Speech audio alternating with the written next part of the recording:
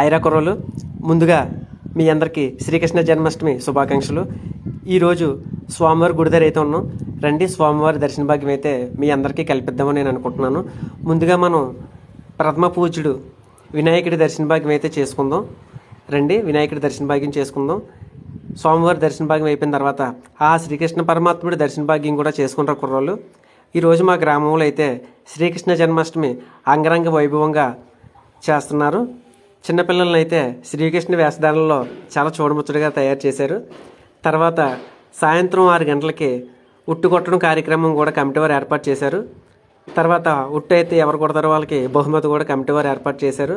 సాయంత్రం మళ్ళా 8 గంటలకల్లా నక్కపెల్లి వారిచే ఆడవాళ్ళ చేత చిడతల డ్యాన్స్ కూడా వేయిస్తారు.